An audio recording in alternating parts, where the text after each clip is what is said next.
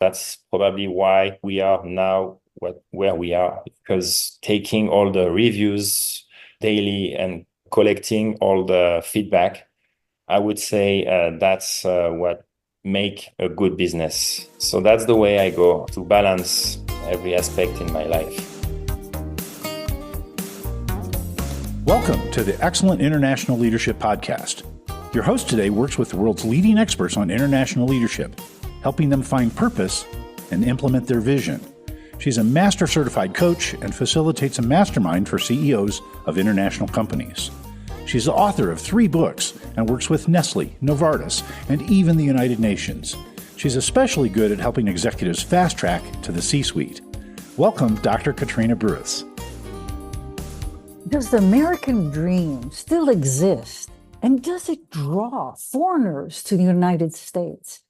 Let's ask Yuri, who developed a French restaurant, a delicious one called Partage, which means share in French. And he has explored and innovated. After trials and tribulations, made a very successful restaurant. Welcome to the Excellent International Leadership Podcast. I'm your host, Dr. Katrina Bruce, and today we have Yuri Szarzewski. Yes, that's why I didn't even attempt to say it.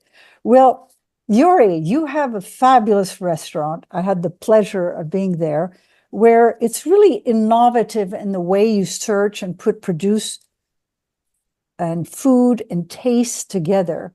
So tell us a little bit about your journey to this very successful restaurant in Las Vegas, not on the Strip, but very close to the Strip. So walk us through your journey. I know you were apprentice chef in Béziers, France, and now you're an executive chef and you own Partage in Las Vegas. Yes, so thank you for hosting me, and I will gladly talk about my parcours. So coming from a little town, Béziers, it's close to Montpellier. So we are located close to the Mediterranean, and it's a little town. So coming from Béziers to realize my dream in America, in Las Vegas, this is a big journey. So you have to go through a different parcours, and so starting from the beginning. So I started little school, culinary school in south of France, 4 years, and then I decided to grow and going for more and more. So decided to go on a 2 Michelin-starred restaurant, and finally moved to a 3 Michelin-starred restaurant. So which is the highest level you can get in France. I really think that if you want to perform in your domain, in something you believe in, you have to go through the whole process. You cannot jump steps. You cannot go from the bottom to the top in a year or two. So why is that? Why is that you have to do your dues before you get to top restaurant? What is it about going progressively that helps you excel at what you do? So first, if you burn the steps, I think you won't have an overlook of all aspects of the business. And especially in a cuisine that we are working like a brigade, pretty much like in an army. So the respect of the people get a higher level that you have. We chef, so that come from a brigade in the army. So the word chef means chief, really. The chief of it's pretty much the same. Yes. So that's something from the beginning I was in love with, like have a structure and have a game plan. So going from the commis to the chef, how do you get there? So that was my plan. And so how do you get there? So I studied 4 years, all the basics, all the mother sauces, how you program, how you do your recipe, learning how to all the aspect of the basic cuisines. And then the second step will be to go in a higher restaurant where you have the structure and the I would say to learn how to be a square, like the details is the most important. So Details. learning, adding to my palate details. To be more and more sophisticated in your palate and tasting different things. Is that Yes, what you mean? not only on the palette, but as well on the visual aspect. I see. So to be like, not like a robot, you want to learn how to do it perfectly without any expression by yourself. You just want to learn the mechanics, be perfect with the mechanics, with everything before the third step will be, to learn flavor working together. And then that's how you're starting the chef journey. So when you start to understand how flavors work together and you have all the fundamental, the basics, then the combination of the two become magical and makes sense. That's where a chef discovers himself, I would say, around 30 years old, starting at 17, 18 years old. If you pretend to be a chef before 30 years old and you have only 5 years behind you, I doubt you did the good process. But I see. So it's really intensive learning. You have to do, in ballet, you would have to do all your pliés and do the exercises every day, every day, every day to be able to forget the exercise and do artwork. Correct. I would put the cuisine world in every different world. It's the same thing, for everything you entrepreneur, you try to make happening in your life. I think there is a process to go through, and if you do it step by step, and one day it will be worth it. Yeah. Okay. So you're French and you came to the US and more particularly to Las Vegas. So why Las Vegas and why come to the US? So coming from south of France, little town, we are, I think, 70,000 people in where I come from. So really small. America is a dream. I would say for pretty much every French people that America is something you're watching on TV. You kind of Admire. Since I was a little kid watching all the series or whatever, I always had in mind to come here one day. I didn't know how and when, but I had to find a way. So why Las Vegas? I would say because to open a business in the food industry with all the casinos, all the hotel, it's probably the easiest way to step in, not the easiest way to stay and establish something, but the easiest way to come in and try something at least. So in other words, the easiest way to come in because there's a lot of demand for food and by the entertainment people, by the thousands of people that come to Vegas, but to stay because it's highly competitive. Is that what you're saying? Correct. So we have to know that Vegas attracting 150,000 people a day. So 150,000 people flying to Vegas, and 150,000 people leaving Vegas every day. That's why we have a ballet of planes going all around. And we have 100,000 rooms, I think, in the hotel, but not only that, we have 3 million people living here. So a lot of restaurants, great restaurants, but you can see that is not enough space for all the restaurants we have. So you have to make your proof. You have to prove yourself. You have to prove Yeah. yourself and differentiate. Yeah, for sure. So it's easy to open, but it's easy to close as well. So go hard and try your best to survive in Vegas because it's really challenging. We have a lot of competition. So how did you distinguish yourself amongst all these restaurants? We tried something new.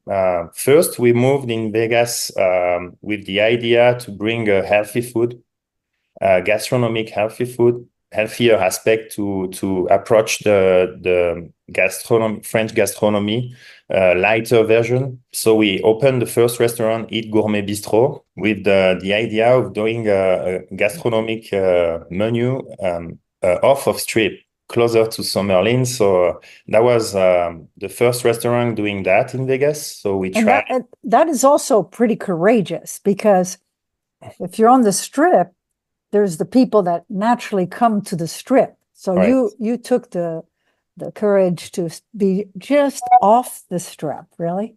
We did.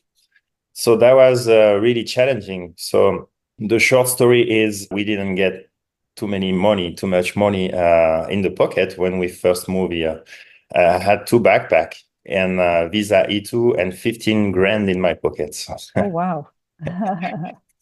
So that was 10 years ago. And with the envy and the faith that we will succeed, we push hard the doors, trying different things you couldn't find anywhere else in the Vegas unless you're going to the Strip, but would cost you probably 3 times what the price. the price. So that's the way people start to discovering us and loving what we do, because we had an approachable gastronomic environment that everybody could have access at the beginning. That's how people start to following us, believing in us. So we decided to step 2 and going closer to the Strip. So now we are located a block away from the Wynn. So if you're taking a Uber, to give you an idea, you are 2 minutes away from the Wynn. So we are located closer to the Wynn that the Wynn is located to the MGM Grand. So that's an idea I like to give to picture where we are. You're right. So basically, you started with healthy food way outside of the Strip, and then eventually, when people saw the quality of food you could give at that price, you started coming a little bit closer to the Strip, but not on the Strip. Raising our price as well, of course. Yeah. Because we are now open only at night for the dinner. So Tuesday to Saturday. And we are offering 3 options, 5 courses, 7 courses, and 9 courses, which is a secret menu. Blind tasting, you have to trust myself. Of course, we take allergies and restriction in consideration, but the goal is to believe me and going with me to the adventure. Yes, well, I've tried it out, so I must say it was delicious. And you might say 7 courses. How can anybody eat 7 courses? But it's really a festive way to taste many different things put together in a different way. And at the end, you don't feel like you've eaten too much, which is incredible. Right. That's the feeling we want you to feel. Like you feel quite a bit full, but not over. You don't want to go out for another dinner after. So No, definitely not. So tell us a little bit about what approach coming from France did you give, and did you find coming into an American environment? What's the difference, and what do you think you brought that was different? So in the cuisine world, we have pretty much the same base, because I would say a lot of chefs based in America used to train French culinary school. So it's not something that I was not aware of. And I would say the structure is pretty much the same. You have a commis, a demi-chef de partie, going to a sous chef and chef. The only difference, I would say, is not the same time to become it take not the same time to become a sous chef or a chef here that he does in France. Well, is it quicker here to go up the corporate ladder, or let's say the structure? Correct. So when I first moved, I received some resume that when I read the resume was really impressive. I was like, wow, I don't know if the guy is not overqualified for this job, because I was looking for a cook and received I was sous chef there, executive there, sous chef there. So okay, let's give a try. And I figured it out quick enough that it wasn't the same sous chef they were talking about that I was sous chef when I moved. It took me 12 years to become sous chef. I see. So when I read the resume, I was like, maybe I'm wrong, but looked like the guy started 2 years and then became sous chef. So maybe it's the Bocuse or Gordon Ramsay of the kitchen. Oh, And yeah, that's right. A star. I'll just add to that because coming from Switzerland, where they're very conservative, where you underplay because it's a smaller demographic. So if you oversell, everyone will know sooner or later. So you underplay. And when I came here, I had the same impression as you. I thought, oh my goodness, these people are incredible. I'm going to buy everything that's fabulous. But when you scratch now, several years that I've been in Las Vegas, I cut it in half because it's exactly. here they oversell in a sense. So yeah, that's what is amazed me because I would say is a different approach and a different way to think, which is nobody is wrong or right, but in US, I would say American people will make you feel that they are the best doing something, and they make you believe it. So you will buy it, you will believe in it, and you will buy it every word they tell you. And coming from France, we are like more defeatist. I don't know the exact The fetus, yeah. in the mind, and we will underestimate ourselves. But at some point, I think we are on the same. It's just a different way to think, you know. Right. When I first took my position, my job in the two Michelin star, coming from 4 years learning in a one Michelin star, I asked for commis de cuisine, coming back to the beginning where I was in the one-star Michelin sous chef, you know, like So you had to much hierarchically regress to start over in a correct. two Michelin star restaurant. Uh-huh. Correct. So I was chef de partie in a Michelin star restaurant, going to a two Michelin star, coming back to the bottom of the Yes. ladder. And the chef asking me, but why would you start over from the beginning? I said, because it's the new world. I wanna start from the beginning and going out. So that's Mm. something here won't exist. So one time you reach sous chef, you will always apply for sous chef, even if the restaurant is a higher quality and you don't have the fit for the restaurant, you will still try, you know, and that's amazing because that's what I like in US as well. Is nothing impossible and Yeah. or close. Mm. That's right. So you differentiated your restaurant in the way you do kitchen. How do you keep up your innovation and creativity and sustain it over time? Basically, I have a different approach that we can find in a gastronomic restaurant, which usually you have 4 seasons to play with. I like to think that we are in a new world and with the board open and the plane coming every day. So we have overnight shipping coming to Vegas. I would say that is not anymore 4 seasons. So because you can use truffle right now that we are in summer here, but in Australia it's winter, so we can use winter truffle. They are amazing. They are as much good that what you can find on the French market or somewhere else, Italy or Spain. Why not to play with that? But that's restructuring everything, and you have to play on 12 season, I would say. So that's the reason I challenge myself and the team to provide 12 different menu yearly. So I changing my menu every month. Yeah. That is a lot of pressure. Yes. So 9 different courses every month. So that's demanding because by the time you're creating a menu, so it takes approximately 2 weeks trying, putting everything together, writing down the recipes for the team. Then you start creating and showing. Then is already start is the time to start the next ones. You never Always stop. never stopping.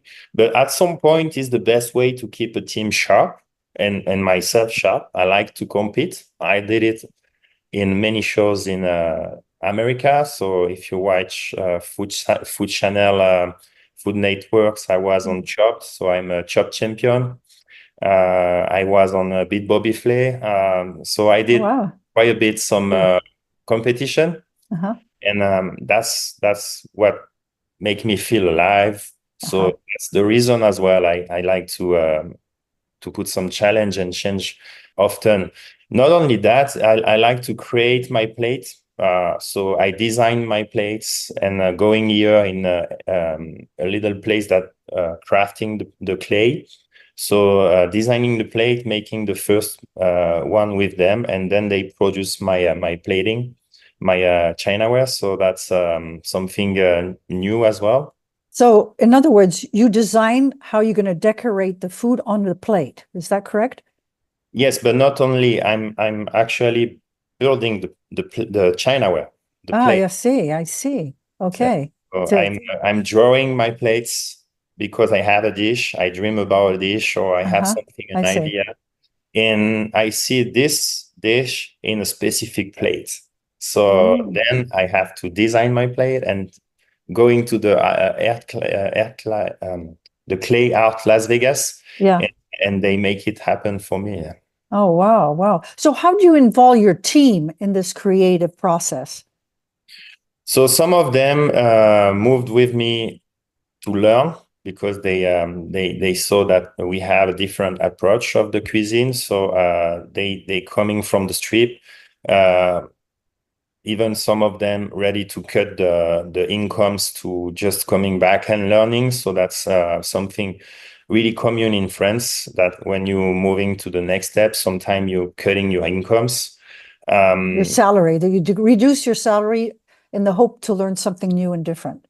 Correct, but that's gonna help you to grow and to get a better, highest income salary later. So because if you're more qualified and you have more panel, then you can pretend for more money. So that's why. Right. So they come to learn, they come to your place to learn and Yeah, to be creative. I think we became a nice niche to where you can learn new stuff. I like to do some molecular things sometimes. That's something they pretty much never approached before. So bringing to them a new aspect to the cuisine. And most importantly, I want them to think like I did, going step by step. Don't burn any step, and it's gonna be worth it one day. I just use my story to show them, coming from France with nothing, I made it happen here. Why you guys living here, you have more power, you know, more people than I did when I first moved here, probably more money, you have a connections already established. So if I did it, why not you? So that's the mind I gave it to them. Yeah. Which is American, you know, Yeah, I the became American American. dream. I became American. Yeah, it's American dream. You can do it in one generation, Yeah. right? So Which yeah, is, I like to help people to grow. For example, I have two dishwashers. That's something we do in France as well. They were great workers, always on time, showing up, benevolent, like benevolent. They were always more asking in the kitchen if they could help us or whatever. So I moved them to the kitchen from scratch. So became like a dishwasher to a kitchen. And I have one, that one. So now he's 4 years with us, and he became a chef de partie now. He knows how to sear properly a meat, cook a fish, start to understand the flavors going on. So that's that's great. the most beautiful thing. Yeah. So you're developing people as well. Yeah. So you also are at the restaurant very often, at least every time I've been there. So how do you balance your personal life with your professional life that is very demanding, and you have to be there a lot, to be present and to greet the clients, etc., etc. Yeah, so my life is not easy. It's not for everybody, I would say, but that's the life I like. Going from the morning to the night, I have a plan, like I did for my life, from I would say business life. So waking up, enjoy time with my family. I have a little one, 4 years old, so it's That's great. adding a little more challenge in my life. So spending time with them, do a little bit of workout every day before I'm going there because I want to express my stressful journey or whatever. So to release your stress and you get your exercise in, you have your time with your family before you start your work. Is that Yes, correct. Yeah. And then when I decide to go there, I'm ready. Like a warrior. I'm going to, no matter what happened in my journey, in my day, I'm going to be ready for it. So when you own a business, you all know that is not easy, and people thinking that owning a business is the easiest thing because you can do whatever or pick the hour or the day as you wish. I think they should try, and they're gonna see.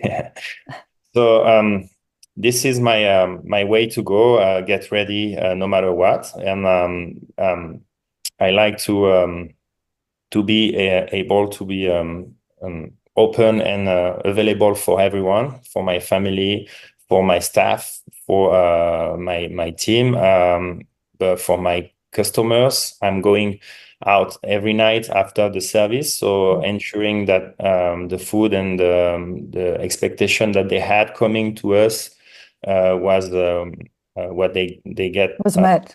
Mm-hmm. So that's something I like to, and I like to meet people as well. Mm-hmm. I like to go outside and have this feeling. Sometimes it can be a bad feedback, but it's no bad feedback. It's always something you take in consideration and you move forward. That's probably why we are now where we are. Because taking all the reviews daily and collecting all the feedback, I would say that's what make a good business. If you just don't take in consideration the bad reviews and you just say, oh, it wasn't, you excuse it without integrating it and modifying what you do. Yes. So that's the way I go to balance every aspect in my life. Mm-hmm. What is it in your job and your work that keeps you motivated? If you had to pin it down to one thing. So, because to come to work and create all the time and also have the pressure of your family life, the pressure of integrating feedback, what is it about your work that really keeps you motivated, that keeps you energized?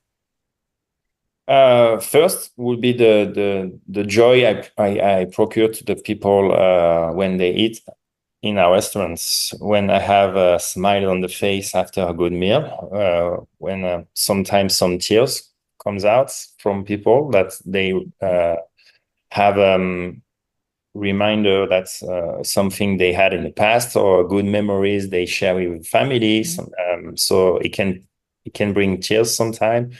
The joy, as well, the way I share my experiences and my background, my to with my team, with new kids that they want to learn. That's something as well important. And the third one we see my little one in the kitchen. So when he comes to see me, he's like amazed with eye open, like daddy is the chef. So he can go all around, sitting with me to the table when I'm prepping. He knows how to peel properly a carrot, or he knows all the vegetable name and the process. So that's something good, sharing. That will be. That's why we called it partage as well. So partage is meaning sharing in French. So that's the sense. The first sense of the word is sharing a good experience, sharing a moment with your friends, your family. My way to see my type of cuisine, to see that sharing is really the key of the focus of the restaurant. Yeah. Yeah, that's wonderful. So we're coming at the end of our podcast, and I want to know, what advice would you give to your younger self? Let's say when you were still in France, what advice would you give to other entrepreneurs that would love to start their own business? That's a good question. I think I would tell myself to be to get where I am now, going step by step. I will add more things to never get discouraged by other people. And if you believe in something, go get it. I had around me people saying, "You won't succeed in America. You don't go." Even especially in Las Vegas, because people picturing it as a gaming place only. Or you will burn yourself. Don't go there. It's dangerous. I would say put away that from your mind The naysayers, they say in America. Believe in yourself. And that's the key, I would say, to myself is like, you don't need this bad energy around you. And getting older, every time you're stepping out of it, you take your entourage become more positive. Your environment becomes more positive. Yeah. Yes, because you are mature enough to step away from people and don't be afraid to say no anymore, or be too kind to certain things. That where you're younger, you're more, what is the name? Naive. I don't know. You're naive. You're naive in English. Naive. Yeah. So becoming an adult, and you understand that the world is not easy world that we are living, especially now. So I would tell myself, don't be afraid, and no matter what, go big. That's what when I came here, we had with my business partner, we say, go big or go home. So we went all in, and it paid out, I would say. Well, thank you very much, Yuri. Thank you very much. Where can people get a hold of you? Give the address of the Partage where they can go and see you. So Partage is located in Chinatown. Weird location for a French restaurant, but we are at 3839 Spring Mountain Avenue, which is 1 block away from the Wynn on the Spring Mountain Avenue, where amazing restaurants are located. Don't be afraid to step out of the strip when you are in Las Vegas, because we are the best. We have the best restaurant off street. And I'm not saying that because we are there, but that's the truth. And you're going to pay less. You're going to get better value for the same food. Yeah. Well, thank you so much, Yuri. Thank you. Thank you. Thank you for listening to the Excellent International Leadership Podcast. You can subscribe to all future podcasts at excellentexecutivecoaching.com and select podcasts. Join us each Thursday to learn more about the latest trends in leadership techniques and bring your leadership to the next level. To learn more about Dr. Burris's coaching programs and the International Leadership Mastermind, use the contact form at excellentexecutivecoaching.com.